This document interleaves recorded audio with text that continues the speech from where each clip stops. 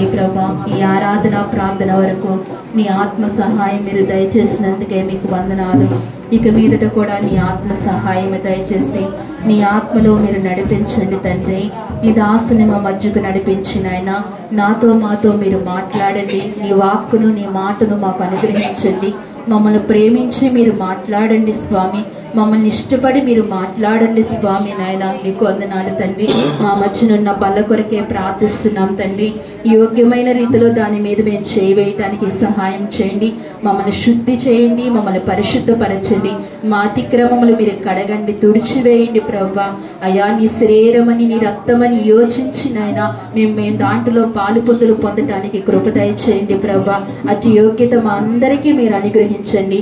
అయోగ్యముగా మేము పాలు పొందులు పొందకుండా మాకు సహాయం చేయండి తండ్రి. నీ కృపతో మమ్మల్ని నింపండి ప్రభా. ఈ ఆరాధన అంతట్లో మీరు తోడుగా ఉన్నందుకు ఆత్మదేవా మా మీదకి రండి అని అడిగినప్పుడు మా మీదకి మీరు వచ్చినందుకే నీకు స్తోత్రాలు ప్రభా. అయా మమ్మల్ని తాకినందుకే నీకు స్తోత్రాలు ప్రభా. నీ స్పర్శ మేము అనుభవించినందుకే నీకు స్తోత్రాలు చెల్లిస్తున్నాం తండ్రి.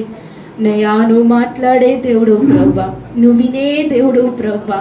అయా నువ్వు ముట్టుకునే దేవుడు ప్రభా. అయా మమ్మల్ని దర్శించినందుకు, అయా మమ్మల్ని బలపరిచినందుకు నీకు స్తోత్రాలు చెల్లిస్తున్నాం.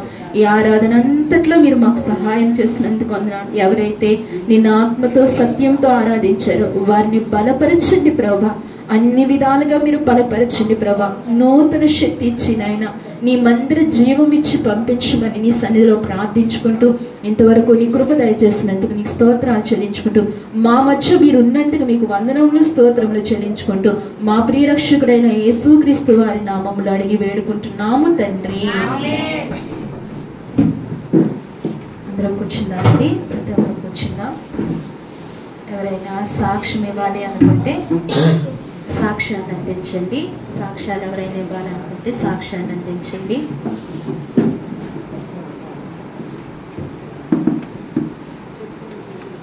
ఎవరు సాక్ష్యం లేరని భావిస్తూ మరి సమయంలోనికి వాక్యంలోనికి మనం వెళ్దాం. ఈ సమయంలో మరి మన మధ్యనున్న తండ్రి గారిని బట్టి తల్లి గారిని బట్టి ఈ అనుదిన ప్రార్థనలో జ్ఞాపకం చేసుకుంటున్నారు. మరింత ఇంకనూ ఆదరణ కలిగేటట్టుగా ప్రార్థనలో జ్ఞాపకం చేసుకోండి. కుమార్తె ఆరోగ్యాల గురించి, జ్ఞాన కుమార్తె గురించి, బిడ్డల గురించి మరింతగా మీరు ప్రార్థనలో జ్ఞాపకం చేసుకోండి. అలాగే ఈ సమయంలో జయలక్ష్మి గారు వారి గృహాన్ని కొనుక్కోవాలనుకుంటున్నారు. మరి ఆ గృహం కొనుక్కోవడానికి వారికి అనుకూలతను దేవుడు అనుగ్రహించినట్లుగా, అలాగే వారికి ఉన్న పొలము కూడా అమ్ముడవటానికి కూడా దేవుడు సహాయం చేసినట్లుగా ఈ రెండు విషయంలో ప్రార్థనలో జ్ఞాపకం చేసుకోండి. సంయుక్తి ఆరోగ్యం కొరకు కూడా మీరు ప్రార్థనలో జ్ఞాపకం చేసుకోండి. మరి ఈ సమయంలో మనం వాక్యంలోనికి వెళ్దాం. మరి మన మధ్య దేవుని దాసులు వచ్చి ఉన్నారు. ప్రేమపూర్వకంగా దేవుని దాసుని ఆహ్వానిద్దాం. దేవుని నామానికి మహిమ కలుగునుగాక. మంచిదండి. కూడి వచ్చిన మీ అందరికీ కూడా దేవుని పేట తెలియజేస్తున్నా. ఈ రీతిగా మనం అందరం కలిసి మన రక్షకుని, మన జీవాధిపతిని కలిసి ఆరాధించుకోవడం మంచి కార్యమా? బహు మంచి కార్యం. ఈ ప్రపంచంలో దీన్ని మించింది వేరొకటి లేదని చెప్పాలి. ఎందుకంటే సర్వవ్యాపకుడు అయి ఉండి మన మీద తన మనసు నిలపడం, పరలోక రాజ్యానికి కానీ ఆయన దగ్గర వసించడానికి కానీ అర్హత కానీ యోగ్యత కానీ లేని మానవ జాతికి ఆయన ఏం చేశాడండి? గొప్ప వరం ఇచ్చాడండి. కనుక మన జీవితాంతం ఆయన్ని ఎంత కొనియాడినా, ఎంత కనపరిచినా, ఎంత ఆయన సన్నిధిలో సాగిలపడినా తక్కువ. రుణం ఏమాత్రం తీర్చుకోండి కదా. నిజమా కదండి? ఇది ఖచ్చితంగా మంచిదండి. మరి ఈ రోజున ఇలాగ మనం అందరం కలిసి ప్రభుని యొక్క శరీరంలో చెయ్యి వేయడానికి గతించిన నెలంతా కాచి తిరిగి మళ్ళా తన శరీరంలో చెయ్యి వేయడానికి దేవుడు ఇచ్చిన ఈ భాగ్యాన్ని బట్టి మనం అందరం కూడా దేవునికి రుణస్తున్నాం. అంతే. వాస్తవానికి ఈ భాగ్యం అనేకులకు, కొంతమందికి అయితే లేదనే చెప్పాలి. మంచాల మీదే మరి వాళ్ళ యొక్క ఆలోచనలు కానీ వాళ్ళ యొక్క పరిస్థితులు కానీ సమస్తము కూడా వారికి అనుకూలంగా జరగల. మనకైతే దేవుడు సమస్తము సమకూడి జరిగినట్లుగా తన మహిమకు మనల్ని ఆయుత్తపరుస్తున్నాడు. ఆయన మన మీద తన విస్తారమైన జాలి, దయ, కృప, కనికరం ఇవన్నీ కూడా చూపించి మన ఎడలైన విస్తారమైన ప్రణాళికలు నెరవేర్చుకోవడానికి మన దేవుడు అవకాశాన్ని కలిగించారు. ఇంతవరకు అందరూ కొంచెం చక్కగా ఆరాధించారు. ఆయన సమస్తమైన ఆరాధనలకు యోగ్యుడు, ఖచ్చితంగా యోగ్యుడు.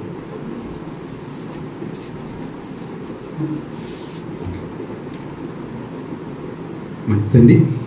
ప్రభువు యొక్క శరీరంలో చేయవేయక పూర్వము దేవుని లేఖనాలు ఒకసారి చూసుకుని మన అంతరంగాలు శుద్ధీకరించుకుని ఆయన చెయ్యిలో, ఆయన యొక్క శరీరంలో మన చెయ్య యోగ్యమైన రీతిలో పాలు పొప్పులు పొందాలని దేవుడు ఏం కోరుకుంటాడు మన నుండి? ఆయనకు మనకు మధ్యలో ఏమనకూడదట? ఆయనకు మనకు ఏదైతే అభ్యంతరకరమో అది ఏమాత్రము మన అంతరంగంలో తొంగి చూడకూడదు. అందుకు నీ పరిచర్య ప్రతి వారం ఈ పరిచయం ఎందుకు అవసరం అంటే అనీతిమంతులమైన మనల్ని నీతిమంతులుగా చెక్కడానికి, పరలోకపు రాజ్యపు మెట్లు ఎక్కడానికి అర్హత లేని మనకి అక్కడ అనేకులు ఏలడానికి. అంత మాత్రమేనా? కొడుకు దగ్గర పక్కనే కూర్చొని మన మీద కిరీటం పెట్టడానికి అసలు ఎన్ని యోగ్యతలు చూడండి. ఈ భానువచ్చేతి ఎడల ఆయన కలిగిన సంకల్పాలు మన ఎడలైనా నెరవేర్చుకుంటున్నాం. ఇప్పుడు మనమంతా ఎలా ఉండాలి? ఆయన ఆలోచనకు తగినట్లుగా జీవించాలి. వాస్తవానికి చెడ్డవారమే, కానీ ఇప్పుడు మనం ఆయన చేస్తున్న పరిచర్యను బట్టి ఇప్పుడు మనం ఎలా మార్పు చెందాలి? అదే ప్రక్రియ జరుగుతుంది. మనం రక్షింపబడి ఎన్ని సంవత్సరాలు ఈ సహవాసానికి చేర్చబడి మన అంతరంగా ఏమవుతున్నాయి? అపవాది యొక్క తత్వము మనలోంచి ఒక్కొక్కటి విడిపోయి దైవ సంబంధమైన దేవుని జ్ఞానము హత్తుకుంటుంది. ఈలాగున్న దేవుని వాక్యము, దేవుని మాటలు, దేవుని యొక్క శాసనాలు, దేవుని కట్టడలు నీ అంతరంగంలో నివసించడం ద్వారా మనందరం ఏ సంబంధాలుగా మారిపోతున్నాం? అక్కడ సంబంధాలుగా మారి అంటే భూలోక వాసుల్ని పరలోక వాసులుగా చేస్తున్నాడు. ఇది ఆయన పరిచర్య.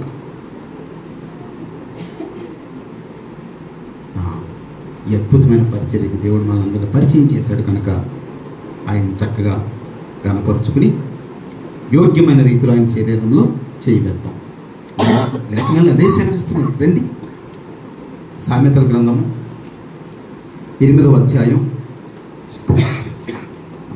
4వ మాట. మానవులారా, మీకే నేను ప్రకటించుతున్నాను, నరులకు మీకే ఆగుతాను, నా కంఠస్వరము వినిపింపుతున్నాను. చిన్న ప్రార్థన.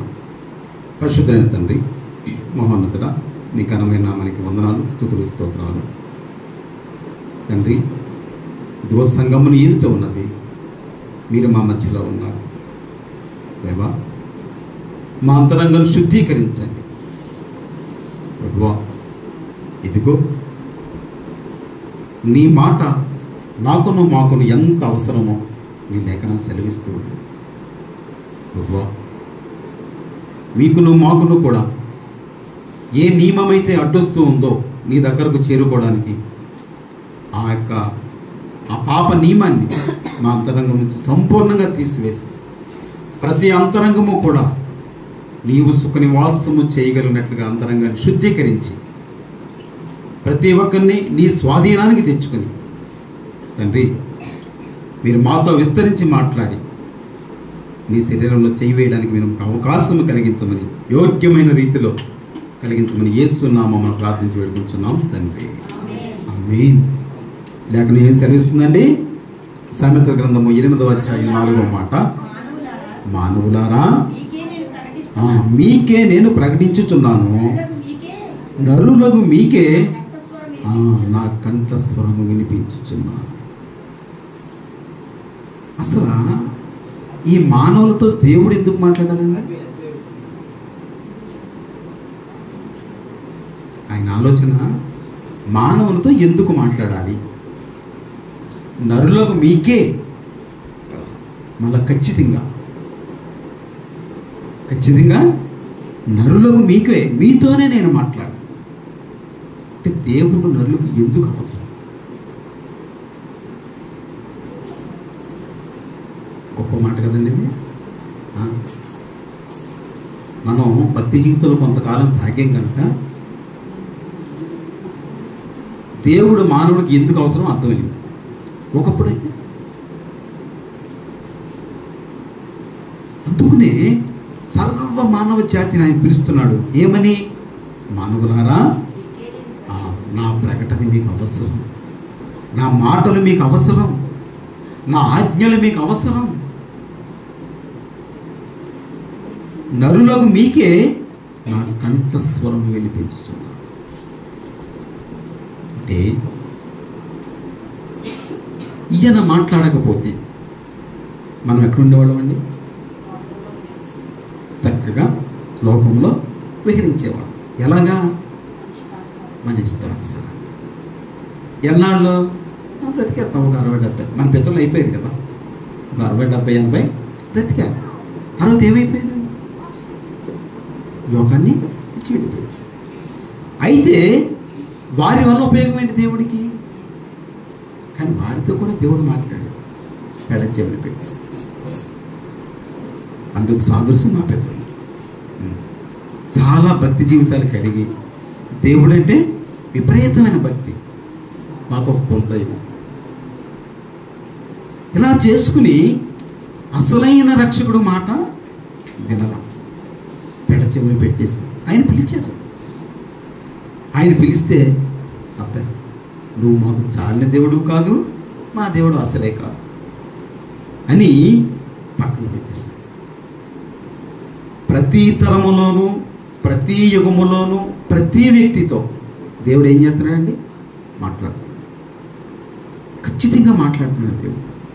ఎందుకంటే నరుడు ఆయన నుండి వేరొకట ఆయనకి ఇష్టం లేదు. ఆయన చేత కలుగు చేయబడిన ప్రతి నరుడు ఆయన దగ్గర మాత్రమే ఉంటాడు. ఇది ఆయన ఆలోచన. ఒకవేళ ఆయన చేతుల నుంచి బయటికి వెళ్ళిపోయాడు అనుకోండి, ఎక్కడికి వెళ్ళిపోతాడు? ఉగ్రత పాలైపోతాడు. పాపంలో జీవిస్తే పర్వాలా, ఈ లోకంలో నడిచి పాపాన్ని మూటగట్టుకుని ఉగ్రత పాలైపోతాడు. ఉగ్రత ఎలాంటిది? దాని శక్తి, దాని యొక్క బాధ ఆయనకి తెలుసు. ఎందుకు కాదు? ఈ దేవుడు ఆయన నిర్ణయించాడు కనుక. ఏది? మరణ యాత్రను నిర్ణయించిన వాడు ఆయనే కనుక ఒకవేళ ఈ మానవుడు ఆయన్ని చేరుకోకుండా, ఆయన మాట వినకుండా, ఆయన ఆజ్ఞలు కట్టల్లో పాటించకుండా చేయి జారిపోతే, కాలు జారి చోట్లో ఉన్నాడు కనుక, జీవిత దినాలు ఖర్చు అయిపోయి వెళ్ళిపోతే కనుక ఎక్కడికి వెళ్ళిపోతున్నాడు? అపవాదికి సిద్ధపరిచే స్థలం. అది ఎలాంటిది? మిక్కిలి వేదన కలిగింది. ఆ బాధ ఏంటో ఆయనకి తెలుసు. అందుకనే పిలవడానికి గల కారణం, మానవులారా రెండని పిలవడానికి గల కారణం ఏంటంటే అది మీకు తగినది కాదు, ఆ శిక్ష మీకు నిర్ణయించింది కాదు, పాపానికి నిర్ణయించింది. పాపానికి కారణమైన వాడికి నిర్ణయించింది. అది మీది కాదు. అందుకని ఆయన పిలవడం గల కారణం సమస్త మానవాళికి కూడా తాను బ్రతికిన దినంలో ఏదో ఒక టైంలో ఈ సువార్త ప్రతి వ్యక్తి దగ్గరికి ఆయన జారేసాడు. ఎందుకంటే ఆయన నింద మోపుకోడు. ఆయన నింద మోపుకోడు. తండ్రి నీ సువార్త నాకు అందించలేదు, లేకపోతే నేను నీకంటే ఎక్కువ నీతిగా బ్రతుకుదును అని మానవుడు ఏమంటాడు? అనగలడు. 2 నాలుకలు ఉంటాయి, 2 బుద్ధులు ఉంటాయి. కనుక దేవుడు అవకాశం ఇవ్వడు. ఎందుకంటే ప్రతి వ్యక్తి దగ్గరకు ఆయన స్వరాన్ని, ఆయన మాటని, ఆయన శుభవార్తను పంపిస్తాడు. ఈ తరంలో మనం మంచి వరం అయితే కాదు, కానీ మన పితరుల కంటే ఆయన కృప మన ఎడల విస్తరింపచేశాడు అంతే. కనుకని ఈ చోటికి వచ్చింది. ఈ చోటు ఏముంది? ఆయన మహిమను ప్రజ్వలింపజేస్తాడు. ఇక్కడ ఆయన ఉన్నతమైన ఆలోచనలు నీకు తెలియజేస్తాడు. పరలోక సంపద నీకు తెలియజేస్తాడు. ఇలాగ నీ అంతరంగాన్ని కట్టి ఒకనాటికి నీ జీవిత దినాలు ఇక్కడ ముగియనే తన పక్కనే కూర్చుని పెట్టుకుంటాడు. అందుకు ఆయన మాటలు అవసరం. ఎందుకు ఆయన పిలుస్తున్నాడంటే అందుకు. ఏ యోగ్యత లేదు, కానీ అన్ని యోగ్యతలు ఇస్తున్నాడు దేవుడు. అంతరంగం అస్సలు బాగోలేదు, కానీ తన మాట చెప్పి బాగు చేస్తున్నాడు. నీకు ఆయన సన్నిధి నీకు ఎందుకు అవసరం? ఆయన మాట నీకు ఎందుకు అవసరం అంటే నీకు పొంచి ఉన్న గొప్ప పెను ప్రమాదాన్ని నీ నుండి దూరం చేయడానికి, తాను నిర్ణయించిన నిత్య సుఖమును నీవు అనుభవించడానికి. ఆయన ఉద్దేశం మంచిదా కాదా? బహు మంచిది కదా. అంతకంటే గొప్పవాడు ఎవరు లేరు, అంతకంటే మంచివాడు ఇంకొకరు లేరు. ఆయన అంటున్నాడు కదా, మానవులారా మీకే నేను ప్రకటించుచున్నాను, నరులకు మీకే నా కంఠస్వరము వినిపించుచున్నాను. నరులకు మీకే అన్న మాట, నరుడు ఆయన మాట వినడం. ఈ సృష్టిలో సమస్తం కూడా ఆయన మాట వింటుంది. వస్తువు అయితే దాని భాషలో ఆయన మాట్లాడతాడు, ఆ మాట వింటాడు. నీరైతే నీటి భాషలో అయినా మాట్లాడతాడు. ఏ వస్తువునైనా ఆయన, సృష్టి సంబంధమైన ప్రతి వస్తువునైనా లోపరుచుకోగలడు. లోబడిన వాడెవరు? గొప్ప ప్రమాదం కదా. ఆ లోబడని కారణంగా ఏమొచ్చేసింది? శ్రమ, పాపము. ఆ పాపాన్ని బట్టి నిత్య మరణం అంతే. అది వేదన కలిగింది. అసలు మనం ఎక్కడి నుండి వచ్చాం? దేవుని ఆలోచన చొప్పున, దేవుని సంకల్పం చొప్పున ఈ భూలోకానికి వచ్చాం. అంటే దేవుని చేత కలుగ చేయబడ్డాం కనుక మనకేం లేదు, దేవుడిచ్చిన ఆత్మకి ఏం లేదు, మారడం లేదు. అది ఎక్కడో చోట బ్రతికుండాలి. అది ఎక్కడో చోట బ్రతికుండాలి. అయితే దేవుని మాట వింటే దేవుని దగ్గర బ్రతుకుతావు. దేవుని మాట వినకపోతే పాపానికి నిర్ణయించిన వాని దగ్గర బ్రతకాలి. వాని దగ్గర వానికి నిర్ణయించిన శిక్షలో పాలుపప్పులు పొందాలి. అదే నీవు దేవుని మాట విన్నావు అనుకోండి, దేవునితో పాలుపప్పులు పొందుతావు. ఆయన మాట నీకు దేనికి అవసరం అంటే నిన్ను తీర్చిదిద్దడానికి. ఆయన వాక్కు నీకు దేనికి అవసరం అంటే ఈ అంతరంగాన్ని శుద్ధీకరించడానికి. అదే లేఖనం సెలవిస్తుంది. రండి, ఇది 8:5 వచనం ఒకసారి చదువున్నాము. జ్ఞానము లేని వారులారా, జ్ఞానము ఎట్టిదైనది తెలుసుకునుడి. బుద్ధిహీనులారా, బుద్ధి ఎట్టిది యోచించి చూడండి. అంటే మానవుడు ఎక్కడున్నాడండి? జ్ఞానము లేదు. ఏ జ్ఞానము లేదు? మనిషికి జ్ఞానం లేదా? మంచి జ్ఞానం ఉంది. ఆ జ్ఞానం ఈ లోక సంబంధమైనది కనుక పరిమితం అయిపోయింది. జ్ఞానహీనులు ఎవ్వరూ లేరండి. అందరూ తన వయసుకు మించిన జ్ఞానం కలిగిన వారే, ప్రతి మనిషికి కూడా. అయితే ఆ జ్ఞానము దేనిగా ఉపయోగపడుతుంది?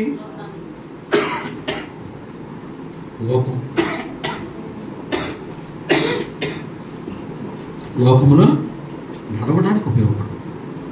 ఈ జ్ఞానం ఎలాంటిదంటే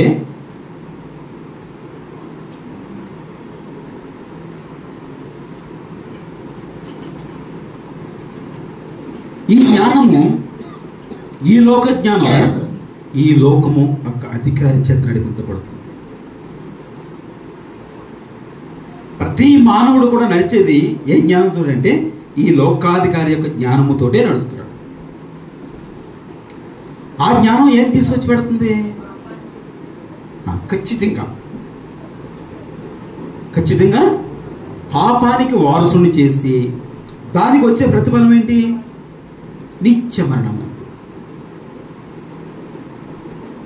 అంటే ఈ లోక జ్ఞానం నీకేమి నేర్పుతుందంటే పాపాన్ని నేర్పించి నిత్య నరకాగ్నిగుండంలో తోసేస్తుంది. అప్పుడు దేవుడు పిలుస్తున్నాడు. కానీ ఈ లోక జ్ఞానం నీకు ఏం చేస్తుందంటే నిజమైన సృష్టికర్తను వదిలి సృష్టి సంబంధమైన వాటితో నీవు చేసుకుని నీకు నచ్చిన రీతిలో, నీకు నచ్చిన సైజులో, నీకు నచ్చిన పదార్థంతో చేసుకుని సాగిలపడుతుంది. వాడు దేవుడు లేకుండా చేయలేదు, నిజదేవుడు లేకుండా చేసాడంతే. మనకి నిజదేవుణ్ణి చూడలేని కన్నులిచ్చి గుడ్డితనం కలుగజేసి దేవుణ్ణి చూడలేని గాను పరలోక రాజ్య వారసులుగా కాకుండానట్లు చేసి మానవ చేత ఏం చేస్తున్నాడండి? చక్కగా ఆయా పదార్థాలతోటి విగ్రహాలు చేసి ఏదో చేసి సాగిలపడు అంటాడు.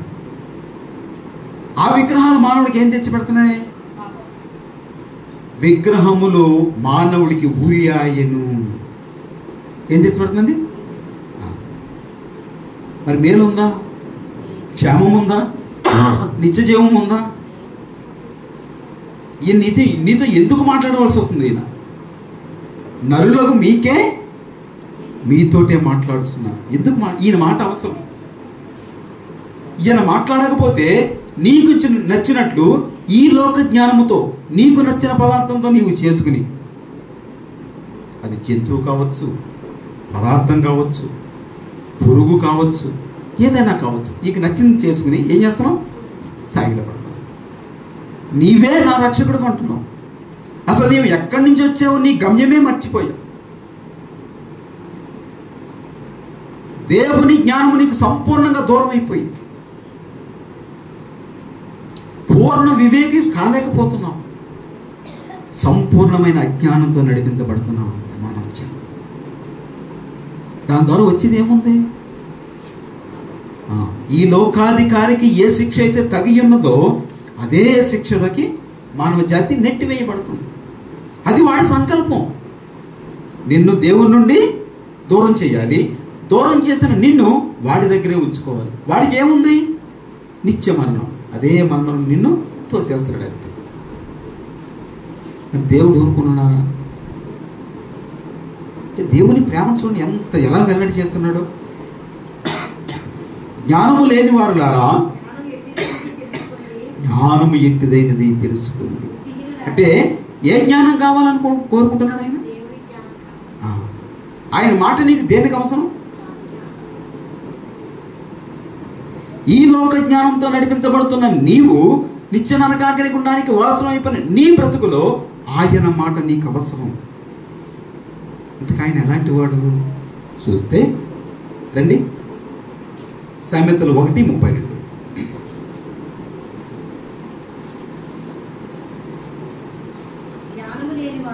జ్ఞానము లేని వారు దేవుని విసర్జించి నాశనమగుదురు. బుద్ధిహీనులు క్షేమము కలిగినదని మయ్యమరిచి నిర్మూలమగుదురు. ఆయన మాట నీకు అందకపోతే జరిగేది ఏంటండి? ఆ నాశనం ఎంతవరకు ఉంటుంది? తరతరములు, యుగ యుగములు. ఇక నీ జీవించినంతకాలం ఎంతకాలం జీవిస్తావు? ఇక నీకేమీ లేదు. వెళ్ళిపోయిన తర్వాత ఇక్కడ 60-70 లోక జ్ఞానంతో నడిపించబడుతున్నావు.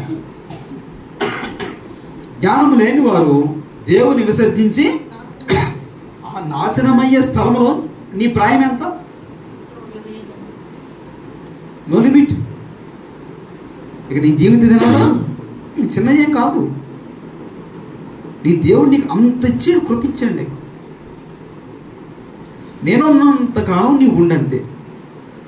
నేనున్నంతకాలం నీవు ఉండు. ఆయన ఎంతకాలం ఉంటాడు? ఉంటాడు అంతే. సంవత్సరాలు ఆయన కొలవలేవు, యుగాలు ఆయన కొలవలేవు, ఏమి కూడా ఆయన్ని కొలవలేవు. అలాగనే నిన్ను కూడా ఏమీ కొలవలేవు. కానీ ఆయన మాట జ్ఞానము లేని వారు దేవుని విసర్జించి నాశనమగుదురు. ఇది ఎంతైనా వాస్తవా కాదా? దేవుడు ఏం చెప్తున్నాడో నిజమే చెప్తున్నాడు ఆయన. నిజమే. అబద్ధాన్ని ఆశ్రయించి దాన్ని నీవు వెంబడిస్తే నాకు దూరం అయిపోతావు. అంటే నీవు జ్ఞానం లేనివాడివి. జ్ఞానం ఎప్పుడైతే నీకు లేదో నన్ను విసర్జించిన వాడు. నన్ను ఎప్పుడైతే నీవు విసర్జించావో నీకేముందిగా?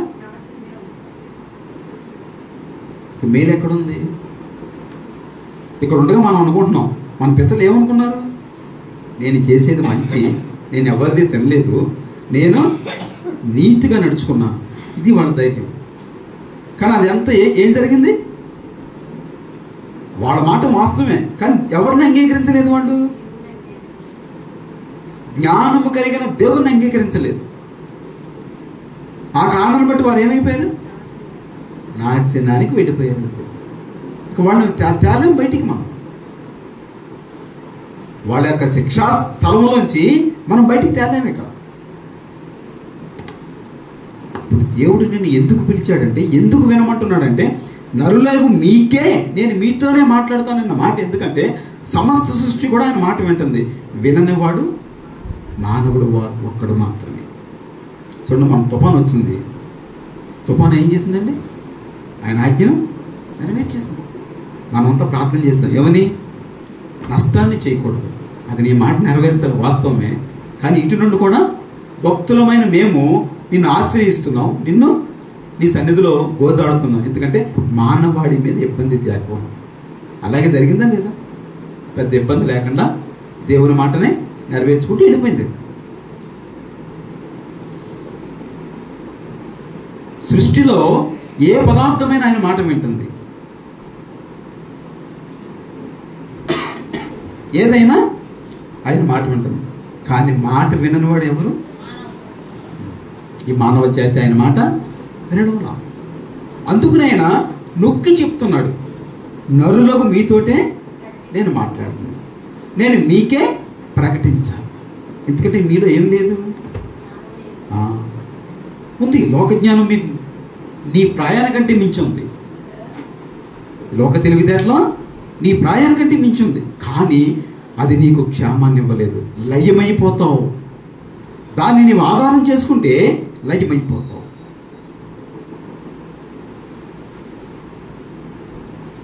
ఇప్పుడు ఈ సర్వాధికారి నీకు ఆధారం కావాలి, కానీ ఈ లోక జ్ఞానం నీకు ఆధారం కాదు. ఈ లోక జ్ఞానం కానీ ఈ లోకాధికారి కానీ నీకు ఆధారం కాకూడదు. సర్వ మానవాళిని కూడా అదే కంటిన్యూ నడిపిస్తూ ఉంది. ఏది? ఈ లోకాధికారి, లోక జ్ఞానం. ఆయన పిలుపు నీకు ఎందుకు అవసరం? ఆయన మాటలు నీకు ఎందుకు అవసరం? ఆయన సన్నిధి నీకు ఎందుకు అవసరం? అంటే నిన్ను ఈ నిత్య నాశనము నుండి ఎక్కడికి తీసుకెళ్తున్నాడు? తానుండి చోటికి.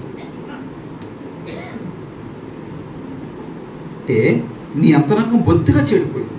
ఆయన ఏమాత్రం కూడా నివసించలేడు, మీది కానీ నాది కానీ. అవునా కదా? ఇలాంటి ఈ మానవుడికి ఆయన ఇచ్చే మాట వల్ల, ఆయన కేకేసి నీకు ఇచ్చిన పిలుపు వల్ల, నరులకు మీకే ఆయన ప్రకటన వల్ల ఇప్పుడు మనం ఏం చేయబడతాం? ఇదే ఇప్పుడు దేవుడు మాట్లాడే విధానం ఇదే. డైరెక్ట్గా నీ కల్లోకి వచ్చి మాట్లాడటం,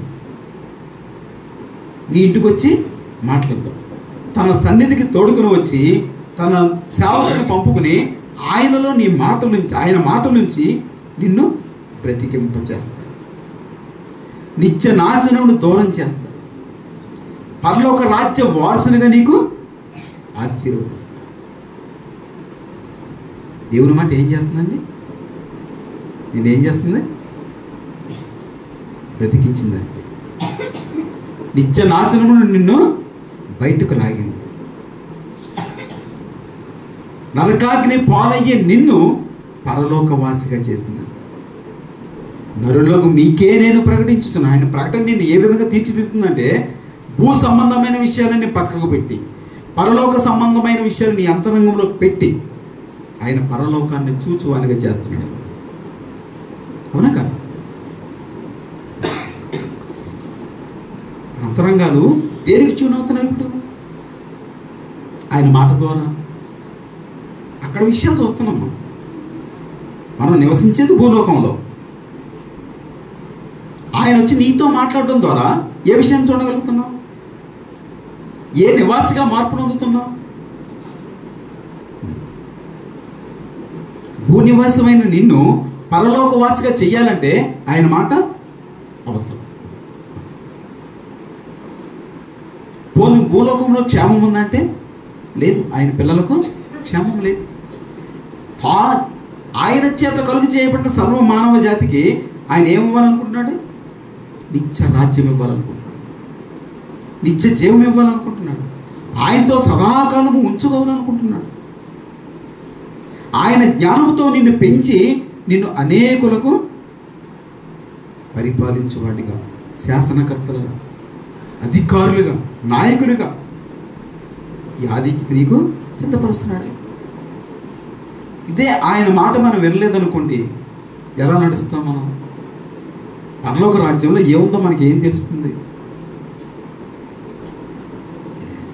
అప్పుడు మన జీవితంలో ఇదే నెరవేరు. ఏది? సామెతలు 1:32 నెరవేరు. జ్ఞానము లేని వారులారా దేవుని విసర్జించి నాశనమగుదురు, బుద్ధిహీనులు క్షేమము కలిగినదని మై మరిచి నిర్మూలమగుదురు. ఇది మన జీవితంలో నెరవేరిపోవాలి. ఆయన మాట్లాడకపోతే మన జీవితంలో జరిగేది ఏది? ఖచ్చితంగా ఇదే. అప్పుడు అపవాది వెళ్ళే చోటు, కాళ్ళు జారి చోట్లోనే మనం ఉన్నాం కనుక వానికి ఏదైతే శిక్ష సిద్ధపరిచాడో అదే శిక్షలోకి మనం పాలు పప్పులు పొందుతాం. మరి ఈయన అలా చేసాడా? నిన్ను లేపుతున్నాడు ఆయన.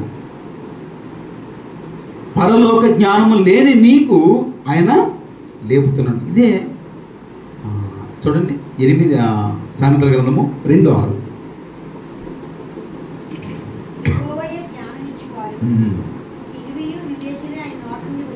సామెతలు 2:6 అండి. యెహోవాయే జ్ఞానమిచ్చువాడు. ఏ జ్ఞానం లేదండి మానవ జాతికి? లోక జ్ఞానము, ఈ లోకములో బ్రతకగలిగే జ్ఞానము సంపూర్ణంగా ఉంది. కానీ ఆ జ్ఞానము దేవుని రాజ్యానికి వారసత్వం చెయ్యలేదు, దేవుని దగ్గరకు చేర్చలేదు. ఈయన ఏమంటున్నాడు? యెహోవాయే జ్ఞానం ఇచ్చేవాడు, తెలివియు వివేచనయు ఆయన నోట నుండి వచ్చును. ఆయన నిన్ను పిలిచి నరులకు మీతోటే నేను ప్రకటన చేస్తున్నాను, నరులకు మీకే నేను అన్న మాట దేనితో ప్రారంభమవుతుంది? ఏ జ్ఞానముతో? పరలోక సంబంధమైన జ్ఞానము సంబంధమైన విషయాలు ఇప్పుడు నీకు విశుద్ధపరుస్తున్నాడు ఆయన. ఏ జ్ఞానం నుండి వైదొలుగుతున్నావు? ఈ లోక జ్ఞానము నుండి వైదొలిగి పరలోక సంబంధమైన జ్ఞాన సంపద గెలుచుకుంటున్నావు. యెహోవాయే జ్ఞానం ఇచ్చేవాడు. ఇప్పుడే మనకు జ్ఞానం లేదా? ఉంది, కానీ ఆ జ్ఞానం నరకాగ్ని గుండానికి తీసుకెళ్ళిపోతుంది. ఈయన మాట్లాడితే మారిపోయింది. ఇక్కడ భూనివాసమైన నీవు పరలోకవాసిగా మార్చేస్తావు.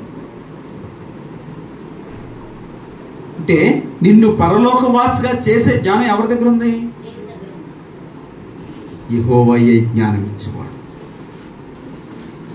అంటే నీవు ఏ జ్ఞానం నుంచి పోయేదానికి ఏ జ్ఞానాన్ని నీవు అంగీకరించాలి. రెండవది తెలివియు వివేచనయు ఆయన నోట నుండి వచ్చును. ఇప్పుడు నరకాగ్ని గుండం ఎక్కడుందో, ఏది కలిగి ఉంటే నరకాగ్ని గుండం దానికి వారసులం అవుతామో, ఏది కలిగి ఉంటే పరలోక రాజ్య వారసులుగా అవుతామో ఎక్కడికి వచ్చాక తెలిసింది మనకి. అంటే ఇక్కడ కూర్చుండబెట్టి నీతో మాట్లాడుతున్నా లేదా ఆయన? నరులకు మీతోనే అంటే మీరు వినని వారు కనుక, పర సంబంధమైన జ్ఞానము లేని వారు కనుక ఇది మీకు అవసరం. ఆయన మాట అవసరం, ఆయన పిలుపు నీకు అవసరం. సర్వ మానవ జాతికి, అవునా కదా? పిలిచి ఆయన జ్ఞానాన్ని ఇప్పుడు మన అంతరంగంలో పెడుతున్నాడు. అంటే ఆయన జ్ఞానం ఉంటేనే పరలోక రాజ్యాన్ని చేరుకోగలుగుతాం. ఈ లోకాధికారి జ్ఞానం ఉంటే వాడుండి స్థలానికి వెళ్ళిపోతాం. మరి దేవుడికి ఆ రకంగా ఒప్పుకోవట్లా. ఎందుకంటే నీ మీద నా మీద ప్రేమ ఎలా ఉంది ఆయనకి? మిక్కుటమైన ప్రేమ. ఆ ప్రేమ కూడా కొలతలు లేవు. తూర్పు నుండి పడమర వరకు, ఉత్తరం నుండి దక్షిణం వరకు కూడా ఎలాగో నీవు కొలవలేవో ఆయన ప్రేమను కూడా కొలవలేవు అని తెలియదు. అందుకని ఆయన నిన్ను ఇక్కడ కూర్చుండబెట్టడానికి గల కారణం నిన్ను పిలవడానికి. ఊరికే వచ్చాం మనం, రా అంటే వచ్చేసామండి. నీ కుటుంబంలో ఒక అలసడి, ఒక సమస్య, ఒక వ్యాధి, ఒక బాధ, అయితే తింటాం మనం. చక్కటి మన ఈ లోక జ్ఞానంతో చక్కగా నడిపించబడిపోతాం. ఆ లోక జ్ఞానం నీకేం తీసుకొచ్చి పెడుతుంది? మరణం. దేవుడు తట్టుకోలేకపోయి తాత్కాలిక ఇబ్బంది తీసుకొచ్చి ఏ జీవాన్ని ఇచ్చేస్తున్నాడు ఆయన? తాత్కాలిక ఇబ్బంది కలిగించి నీకు ఇక్కడికి తీసుకుని వచ్చి ఇక్కడి నుంచి నీతో మాట్లాడుతున్నాడు. ఆయన జ్ఞానము కలిగిన, పరలోక సంబంధమైన జ్ఞానము కలిగిన మాటలు, ఆయన తెలివియు వివేకము అనుగ్రహించి ఆయన నీ పట్ల కలిగి ఉన్న సంకల్పాన్ని ఆయన విశుద్ధపరుస్తున్నాడు. అంతే.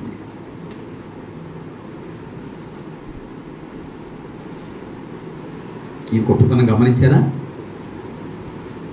చిన్న విషయం ఇది? చిన్న విషయమా? లేదు. సంపూర్ణ అగ్నికి ఆహుతవ్వవలసిన నీవు సంపూర్ణంగా పరలోక రాజ్యంలో నీకు సింహాసనం ఇస్తున్నాడు. చిన్న విషయం అండి. అర్హత లేని నీకు నాకు అక్కడ అర్హత సంపాదించు. ఏమిచ్చి? తన జ్ఞానము కలిగిన మాటలు ఇచ్చి, తన వివేకము కలిగిన మాటలు ఇచ్చి, ఆయా దాసులను పంపించి మన అంతరంగంలో ఆయన ఏం చేస్తున్నాడు? చెక్కుతున్నాడు. అయితే ఆయన మాట వింటాం మనం? అంతా ఎందుకని? ఇంత తెలుసుండో కూడా ఇప్పుడు మనం వింటున్నామా? ఆయన మాటలో ఇంత తెలుసు మనకి. అపవాద శక్తి తెలుసు, దేవుని శక్తి తెలుసు, కానీ అయినా లోపడుతున్నామా? అనుకుంటున్నాం అంతే. నేను సరైన భక్తి జీవితాన్ని కలిగి ఉన్నానని. కానీ దేవుడు మెచ్చే భక్తి జీవితం అయితే లేదు మనందరం. ఆయన మాట నీకు ఎందుకు అవసరం అంటే, ఆయన పిలవడం ఎందుకు అవసరం అంటే, ఆయన సంపూర్ణమైన జ్ఞానం నీ అంతరంగంలో ప్రవేశపెట్టడానికి. ప్రతి వారం నీకు దీర్ఘాయుష్ ఇచ్చి నీ మీద సంవత్సరాలు తరలి వెళ్ళేటట్లు ఎందుకు చేస్తున్నాడు ఆయన? నాకు 60 ఇచ్చినండి, నాకు 70 ఇచ్చింది, నాకు 80 ఇచ్చింది, నాకు 40 ఇచ్చింది. ఎందుకు ఇవన్నీ అంటే, దీర్ఘాయునిచ్చి నీకు పరలోక సంబంధమైన జ్ఞానాన్ని ఇక్కడ తెలియచేయడం. అక్కడ నీవు వట్టివాడిగా ఉండకూడదు. ఆయన సంపూర్ణమైన జ్ఞానాన్ని వెదజల్లువానిగా ఉండాలి నీవు అక్కడ. నీ ప్రయాణం దేనికి అవసరం అంటే, దేవుని సన్నిధిలో ఆయన సంపూర్ణమైన జ్ఞానాన్ని వెదజల్లువానిగా, అనేకులకు నీవు సాక్షాత్మై నిలబడినట్లు. మనతోటి మాట్లాడడం గల కారణం ఏంటంటే, మానవ చేత ఆయన మాట విన్నదు, దేవుణ్ణి చూడలేని అంధకార స్థితిలో పడి ఉంది. దేవుని కలిగిన జ్ఞానం అసలే ఏ అంతరంగానికి లేదు. అలాంటి మానవ చేత ఆయన జ్ఞాపకం చేసుకుని తన సంపూర్ణమైన జ్ఞానాన్ని నీ అంతరంగంలో ప్రవేశపెట్టడానికి ఆయన నీకు ఏ మేలు చేయబోతున్నాడో ఆ మేలు ఇక్కడే నీకు ఖచ్చితంగా స్పష్టంగా నీకు కనపరుస్తున్నాడు. ఏమిచ్చి? తన జ్ఞాన వివేకములిచ్చి, తన పరలోక సంబంధమైన, పరలోకంలో ఏముంటాయో, నీవు ఎలా ఉండబోతున్నావు, నీ అంతస్తు ఏమిటో, అంటే ఏ రీతిగా బ్రతికితే ఇవన్నీ కూడా నీ సొంతమవుతాయో ఆయన ఏం చేస్తాడు? ఇక్కడ మనకే బోధిస్తున్నాడు. మరి ఇది చూడండి, ఒకనాటి ప్రయాణం ఇది. ఒకనాటికి మనం చెక్కబడగలమా? రక్షింపబడి ఇన్ని సంవత్సరాలైంది, ఇంకా ఆయన స్వాతంత్రంగా వచ్చి మన అంతరంగంలో నివసించగలిగే శక్తి అయితే ఇవ్వలేకపోతున్నాం అంతే. అవునా కదా? నీ సృష్టికర్త వచ్చి నేరుగా నీ అంతరంగంలో సింహాసనంలో ఆయన నివసించగలడా? అనేక అభ్యంతరాలు, నేటికి కూడా ఆయన జ్ఞానం నీకు ఎందుకు అవసరం అంటే ఇలాంటివన్నీ నీ నుండి దూరం చేయడానికి. నీవు పూర్ణ వివేకిగా కావాలనే ఆయన ఆలోచన. పరలోక రాజ్యంలో ఏది నీకు తక్కువ చేయకూడదని, ఏది కూడా మరుగు చేయలేదు ఆయన. తాను ఏదైతే అయ్యున్నాడో, తాను ఏదైతే అనుభవిస్తున్నాడో అది నీ సొంతం చేసి పడేస్తున్నాడు అంతే. నిస్వార్థపరుడై అజ్ఞాన సంబంధమైన మనకి తన జ్ఞానం ఇచ్చి, తన వివేకం ఇచ్చి, తన ప్రేమనిచ్చి, ఒక మాటలో చెప్పండి, తన కుమారుని ఇచ్చేసి. అవునా కదా? తన కుమారుడికి ఈ భూలోకం మీద అడుగు పెట్టకపోతే మన పరిస్థితి ఏంటి? మనం కలిగి ఉన్న జ్ఞానంతో గతించిపోదాం అంతే, మన పితలు గతించినట్లు. ఈ తరంలో ఆయన ప్రేమ మనం ఎంతో విస్తరింపచేస్తున్నాడు అంతే. లేఖనం చదువుతుంది ఒకసారి 8వ అధ్యాయంలోకి రండి. సామెతలు 8:6 మళ్ళీ ఒకసారి చూడండి.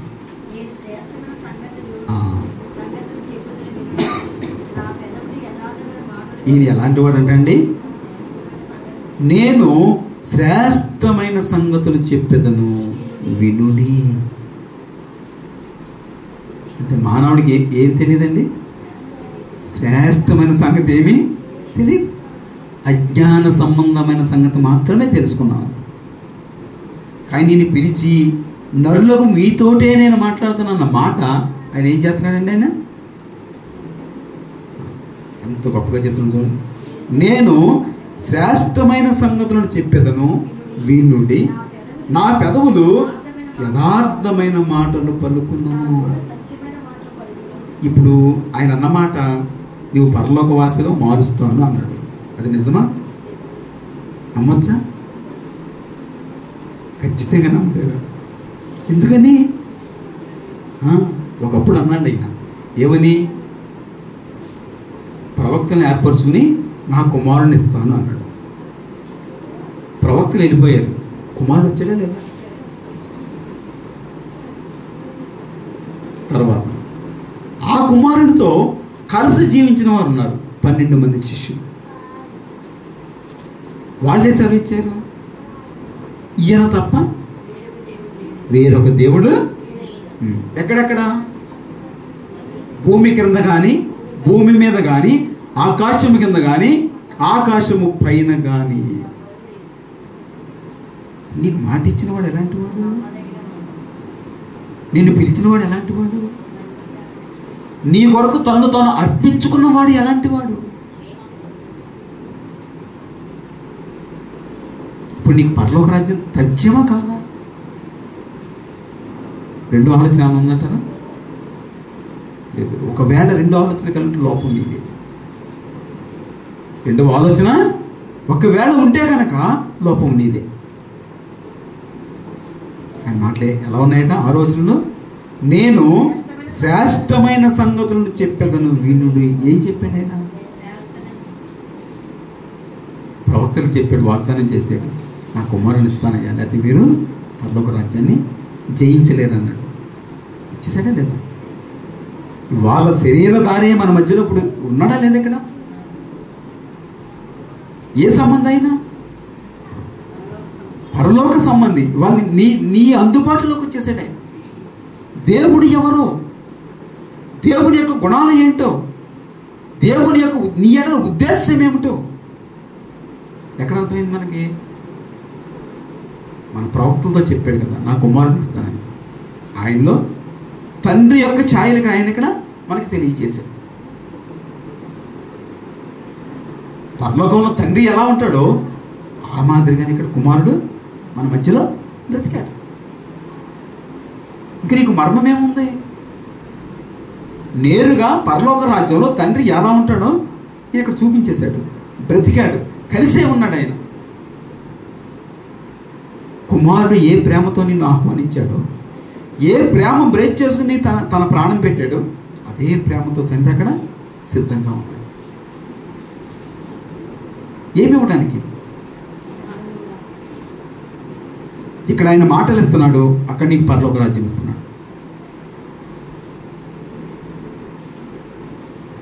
పంపిన కుమారుడు వచ్చి ఈ లోకంలో మనతోటే సంచరించి దేవుని యొక్క సర్వసుగుణాలు మనకు తెలియజేసి తిరిగి మన ఆయన ఒక 12 మందిని తయారు చేసి, మీరు వెళ్ళి నా యొక్క విషయాలు సర్వ సృష్టికి ఏ ఒక్కరికి ఆపవద్దు, నేను నరులను పిలుస్తాను, పిలువబడిన నరుడు పూర్ణ వివేకి కావాలి, సంపూర్ణ జ్ఞానవంతుడు కావాలి, అంత మాత్రమే కాదు పాపాన్ని సంపూర్ణంగా విడిచిపెట్టువాడు కావాలి.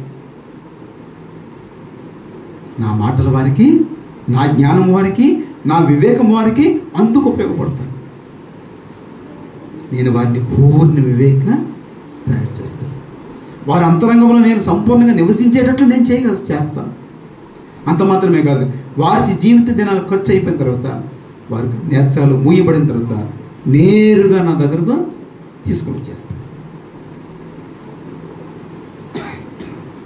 అంటే జీవాధిపతి నీ ఎడల కలిగిన ఉద్దేశం ఎంత గంభీరంగా ఉందో చూడండి ఒకసారి. అవునా కదా? ఆయన సార్వభౌమత్వం నీ ఎడల రుజువు చేస్తున్నాడు. ఆయన నీకు ఏమాత్రం అర్హత లేదు, కానీ అర్హత సంపాదించి పెట్టాడు. నీవు పరలోక రాజ్యంలో ఉండలేవు, కానీ ఉండడానికి ప్రణాళికలు వేశాడు ఆయన. దానికి అడిగింది ప్రాణం అడిగాడు. నీ ప్రాణానికి బదులు తన ప్రాణం ఖర్చు పెట్టేశాడు కదా. నేను మాటలు ఎలా ఉన్నాయంటండి? 6వ వచనంలో, నేను శ్రేష్టమైన సంగతులు చెప్పుదును వినుడి, నా పెదవులు యథార్థమైన మాటలే పలుకును, నా నోరు సత్యమైన మాటలు పలుకును. మానవుడు ఏం కలిగి ఉన్నాడండి? ఈ మాట, ఈ దుష్టత్వం అంతా మానవుల్లో చక్కగా నాటుకుపోయిందండి. నాటుకుపోవడం కాదు, తత్వమే అది, తత్వమే దుష్టత్వం అంటున్నాడు. అది అస్సలు నచ్చదు నాకు, అది అస్సలు నచ్చదు. నేను నిన్ను ఇక్కడికి సమకూర్చి నేను ఎందుకు నీతో నేను ఎందుకు మాట్లాడుతున్నానంటే, నీలో నివసిస్తున్న దుష్టత్వాన్ని నీ నుండి తీసివేయడానికి.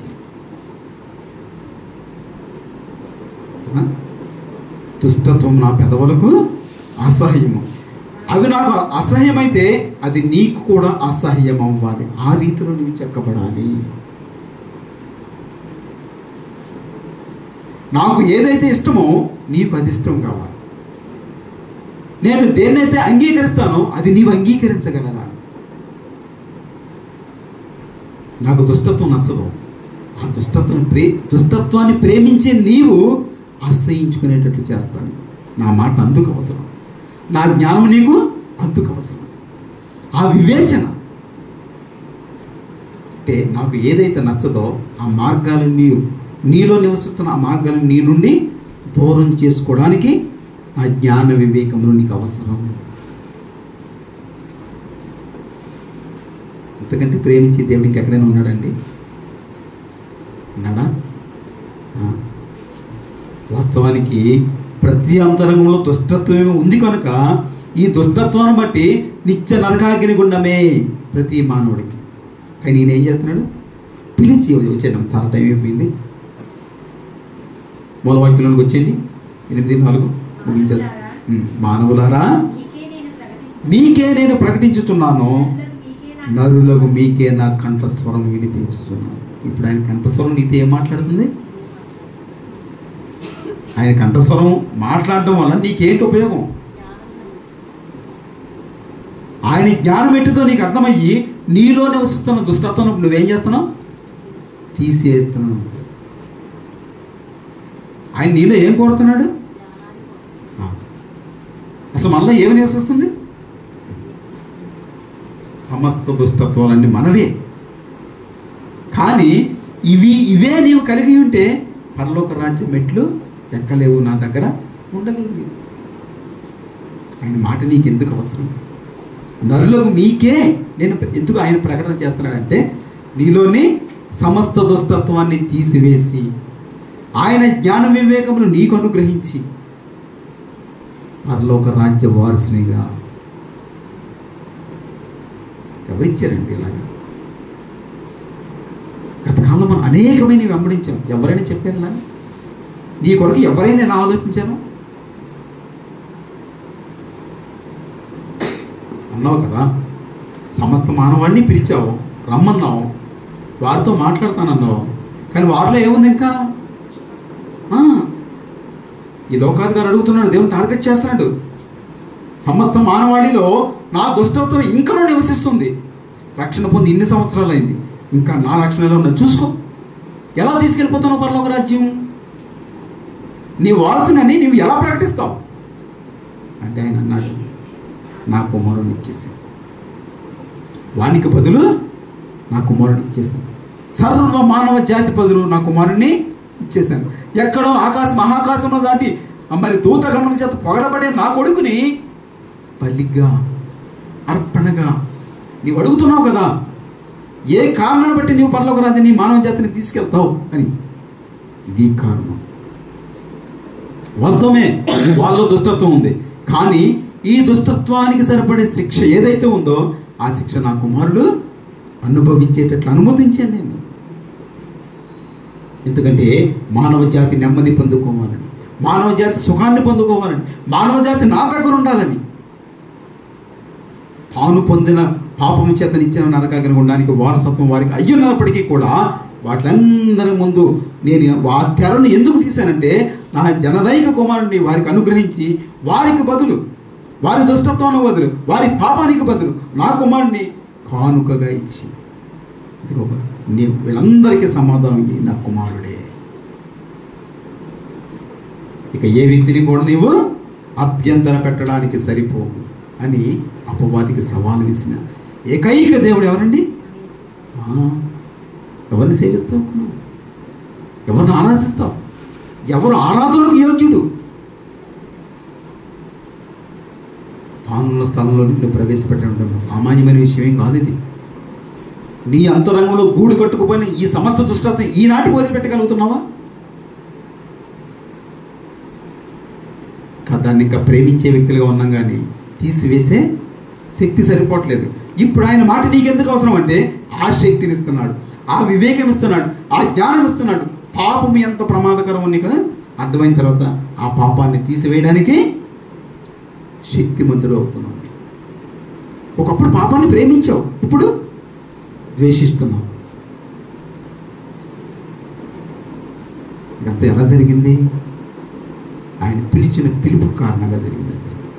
మూలవాక్య కారణంగా జరిగింది. ఏమని? మానవులారా, నా ప్రకటన మీకే అవసరం. ఎందుకని? దుష్టత్వం మీలో సమృద్ధిగా నివసిస్తుంది అంతే కదా. నరులకు మీకే కంఠస్వరము అంటే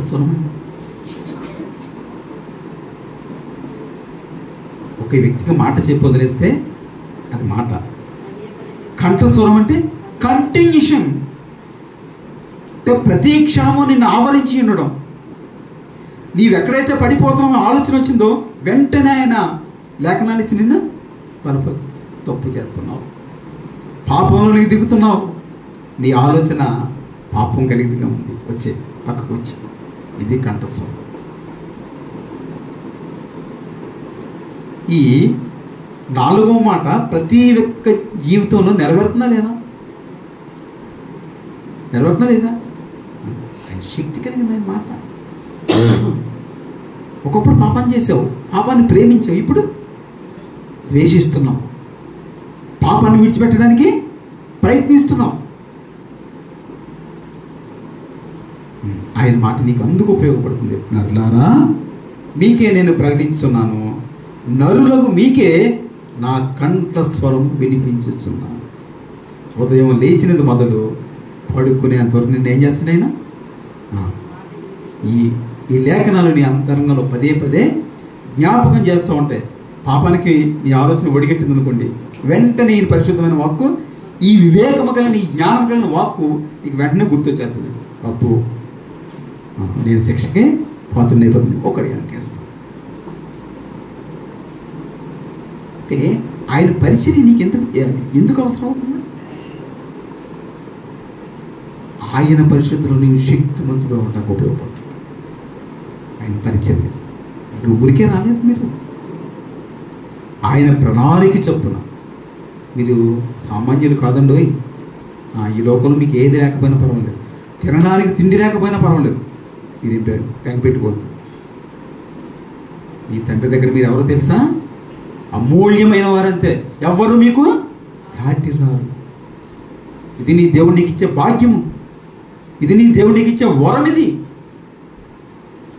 తానున్న చోటనే పక్కన నిన్ను కూర్చుండబెట్టి ఎంత మహిమగా ఆపాదిస్తున్న చూడండి. నరులకు మీకే అవసరం ఇది. ఎందుకంటే ఈ నరుని ఆత్రంలో సమస్తం ఎప్పుడు దుష్టత్వం నివసిస్తుంది. ఆ దుష్టత్వాన్ని తీయడానికే ఆయన కంఠస్వరం నీకు ఎల్లప్పుడూ వినిపించేటట్టు చేస్తాడు. మరి ఎలా సిద్ధపడ్డావు? ఈ నెల కాలం అంతా ఎలా సిద్ధపడ్డావు? నీ జీవాధిపతి నీ తండ్రి నీ ఎడల ఉన్నతమైన ప్రణాళిక కలిగి ఉన్నాడు. ఆయన నీకేమవుతాకి? పరలోక రాజ్యంలో నిన్ను అక్కడ పెట్టడానికి. ఈ లోకాధికారి అడిగాడు నీలో ఉన్న స్వభావాన్ని బట్టి, ఇతను నా సంబంధి అని. అప్పుడు ఆయన అన్నాడు, ఈ సంబంధికి నా కుమారుని అడ్డుగా పెట్టేశాను, ఇక ఇతను నా సంబంధం అని మనందరిని ఆయన ఏం చేశాడు? విమోచించాడు, బ్రతికించాడు, తన జ్ఞానం ఇచ్చి నడిపిస్తూ ఉన్నాడు. ఇదిగో తన కుమారుని యొక్క శరీరం మనకి ఇక్కడ ఏం చేశాడు? అందుబాటులో. ఇంతకీ ఇది ఎక్కడ కార్యం? ఇది ఇప్పుడు ఇది ఎక్కడ కార్యం? ఇది అంటే నువ్వు ఏ రీతిగా ఆచరించాలప్పుడు ఇది? ఇప్పుడు ఈయన ఎక్కడున్నాడు? భూమి మీదకి వచ్చి నీకు అందుబాటులో పెట్టేసి ఇప్పుడు ఈయన ఎక్కడున్నాడు? ఆయన తండ్రి కుడి పార్శ్వమున నీకు నాకు నమ్మకమైన యాజకత్వం వహిస్తున్నాడు. మన బలహీనతలు తండ్రి జ్ఞాపకం చేసుకుంటే వద్దు నాయన ఒకసారి క్షమించొదిలే, నా రక్తం ఇచ్చాను కదా, ఇది నేను శిక్షింపబడ్డాను కదా, నా శిక్షలో ఆయన చూడు, దయచేసి వద్దు. నువ్వు ఈ వారానికి పవిత్రపరచబడ్డావు, రేపు మరలా ఈ కంఠస్వరం నీకు వచ్చేసరికి నువ్వు బలవంతుడు అవుతున్నావు, పాపాన్ని విడిచిపెడుతున్నావు. అంటే దేవుని యొక్క మాటలు నీకు ఎంత అవసరం? ఎంతైనా అవసరం. ఇప్పుడు మనం ఏం చేయాలి? నీ దినము నీకు ఉండగానే, అంటే నీ ఆయుష్ నీకు ఉండగానే పూర్ణ వివేకంగా నీవు మారిపోవు. అక్కడ నువ్వు చిన్నవాడిగా ఉండకూడదు. ఆయన సంపూర్ణ జ్ఞానంతో నీ అంతరంగంలోకి వచ్చేయాలి. వచ్చేసి అక్కడ నీవు పూర్ణ వివేకు ఆయన దగ్గర వ్యవహరించాలంటే నీలో ఉన్న గడిచిన నెల నుండి ఈ గడియ వరకు కూడా నీ అంతరంగం ఏ పాప నియమం నిన్ను ప్రేరేపించిందో దాన్ని అంతటిని కూడా ఆయన దగ్గర నువ్వు ఇప్పుడు ఏం చేయాలి? విడిచిపెట్టాలి, నమ్మకంగా సమాధాన పడాలి. అందుకనే మన మధ్యలో మన శరీరాన్ని ఇచ్చాడు. అందుకే శరీరం ఇక్కడ ఉంచాడు కదా. ఇప్పుడు ఆయనకి మనకి ఎడబాటు ఉందండి? ఉందా? లేదు, ఎడబాటు లేదు. ఆయనలో ఇక్కడ ఐక్యపరిచి అక్కడే ఉన్నాడు. నీవు మనిషివి ఇక్కడే ఉన్నావు, కానీ నీ అంతరంగం ఎక్కడ ఉండాలి? ఆయనతో సమాధానపడి ఆయన దగ్గర పనిచేయలేదు. నీ తండ్రి యొక్క సుగుణాలు నీలో పని చేయాలి. ఇది అలవాటు కాదు. ఇది నెల అయిపోయింది కదా వచ్చి తీసేసుకుందాం, ఇది ఒక ఆచారం కాదండి. చాలా పవిత్రమైన కార్యం ఇది, గంభీరమైన కార్యం ఇది. ఇప్పుడు దేవుడు నిన్ను అక్కడ కనెక్ట్ చేస్తున్నాడు. శరీర సంబంధంగా ఉన్న నిన్ను ఆత్మ సంబంధమైన విషయాలు చెప్పి నీ ఆత్మను అక్కడ కనెక్ట్ చేస్తున్నాడు. ఆయన శరీరం నీ మధ్యలో గల కారణం అది. నీ నెలకాలం ఎలా బ్రతికావు, ఎలా జీవించావు, నీ దేవుడిని సంపూర్ణంగా అంగీకరించగలరా? దేవుడితో సమాధానం నమ్మకంగా సమాధానపడి ఆయన శరీరంలో ఆయన యొక్క రక్తంలో చేయి వేద్దాం. మనం దేవునికి మహిమ కలుగును గాక. మరి నలురారా మీకే నేను మాట్లాడుతున్నానని దేవుని వాక్యం మరి మనం ఇంతవరకు వింటూ వచ్చామండి. ఇంతటి చక్కటి వర్తమానం అందించిన దైవజనులకి సంఘ పక్షాన కుటుంబ పక్షాన వందనాలు తెలియజేస్తున్నానండి. మరి బలలో పాలు పొందడానికి దేవుడు ఎంతవరకు సహాయం చేస్తూ వచ్చాడు. దేవునికి మహిమ కలుగును గాక. మనందరం లేచి నిలబడి దేవుని కానుకలు సమర్పించుకుందామండి.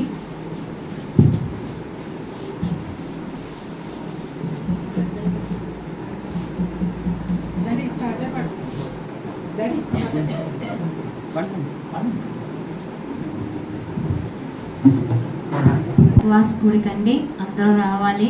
స్త్రీలైన వారందరూ తప్పనిసరిగా ఉపవాస గుడికి వచ్చి ప్రార్థన చేసి బలము పొందుకుని శక్తి పొందుకోవాలని మనం చేస్తున్నాను. అలాగే ఆదివారం ఆదివారం 11 గంటలకండి, అదే తిరిగి ఆదివారం. అలాగే ఇప్పుడు దినాన్న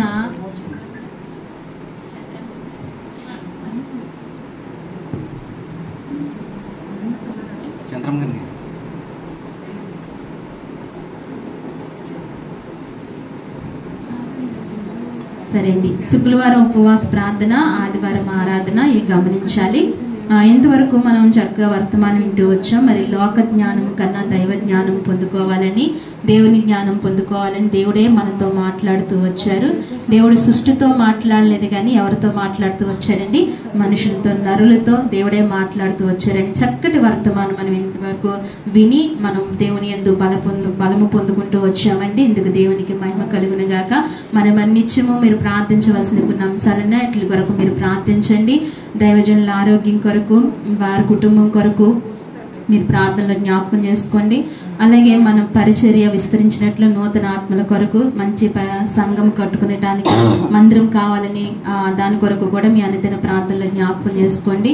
అలాగే మరి మన ప్రియుల కుటుంబం ఆదరణ కొరకు, మరి సత్యనారాయణ గారి కుటుంబం ఆదరణ కొరకు, తండ్రి గారి కుటుంబం ఆదరింపబడినట్లుగా మీ అనుదిన ప్రార్థనలో జ్ఞాపకం చేసుకోండి. అలాగే సంయుక్తి బలహీనంగా ఉన్నాడు, జ్వరం తగ్గేటట్టుగా మీ అనుదిన ప్రార్థనలో జ్ఞాపకం చేసుకోండి. జయలక్ష్మి గారి గృహం కొరకు కూడా మీరు ప్రార్థనలో జ్ఞాపకం చేసుకోవాల్సిందిగా మనవి చేస్తున్నాను.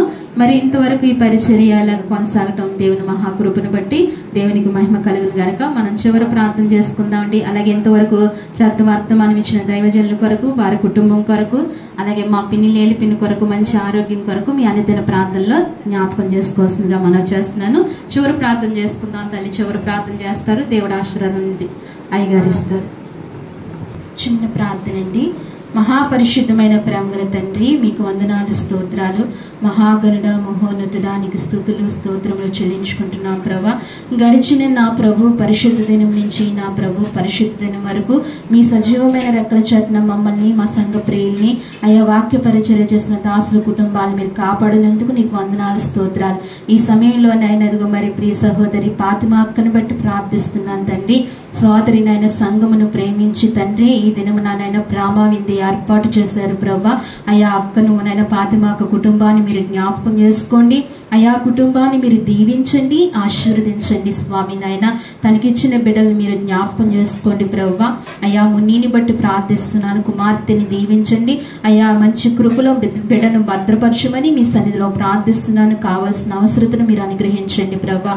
బిడ్డకు మంచి భవిష్యత్తును మీరు ఇవ్వండి ప్రభా. అలాగే చిన్న నాయన అయా శుభాంబిని బట్టి ప్రార్థిస్తున్నాను. బిడ్డను మీరు జ్ఞాపకం చేసుకోండి, దీవించండి, ఆశీర్వదించండి. తనకిచ్చిన భర్తను నాయన, తనకిచ్చిన బిడ్డల మోహిదీను, సంయుద్ధిని ఇద్దరిని కూడా మీరు జ్ఞాపకం చేసుకోండి. బిడ్డలను బలపరచండి, సంయుద్ధికి మంచి ఆరోగ్యం దయచేయండి, ముట్టుకుని స్వస్థపరచమని ప్రార్థిస్తున్న ఆ కుటుంబం చుట్టూని కంచివేయండి. కుమారుడు నాగూరు జ్ఞాపకం చేసుకోండి, కుమారుని దీవించండి, ఆశీర్వదించండి. ఉద్యోగాన్ని బలపరచండి, దీవించండి ప్రభా. మంచి నేను రూమ్ దొరకటానికి కుమారుడికి సహాయం చేయండి ప్రభా. ఈ రీతిగా నేను సోదరి ఫాతిమాక కుటుంబాన్ని అంతటిని దీవించండి, బలపరచండి, మంచి కృపలో మీరు నడిపించండి. ఈ దినం మమ్మల్ని అందరినీ ప్రేమించి తండ్రి నీ సన్నిధికి పరిశుద్ధులైన వారికి విందు చేయడానికి కృపనిచ్చినందుకు ఆ కుటుంబాన్ని అయ్యా ఎంతైతే నీ కొరకు హెచ్చించారో 100 రెట్లు ఆ కుటుంబానికి ప్రతిఫలం దయచేసి దీవించి ఆశీర్వదించమని నీ సన్నిధిలో ప్రార్థించుకుంటూ మమ్మల్ని అందరినీ చేరువచ్చిన బిడ్డలందరినీ కూడా సమృద్ధిగా దీవించమని స్తుతించి ప్రార్థించి మా ప్రియరక్షకుడైన యేసుక్రీస్తు వారి నామములో అడిగి వేడుకుంటున్నాము తండ్రి. మన పరమ తండ్రి అయిన దేవుని యొక్క ప్రేమయు, కుమారు యొక్క సంపూర్ణమైన సహవాసం, పరిశుద్ధాత్మ యొక్క నడిపింపు మనకును యేసుక్రీస్తు సంపూర్ణ సువార్త సహవాసములకును ప్రపంచవ్యాప్తంగా సకల పరిశుద్ధులు సదాకాలము తోడండి. సర్వ సత్యమందు ప్రతిష్ఠింపబడును గాక. ఆమేన్, ఆమేన్, ఆమేన్.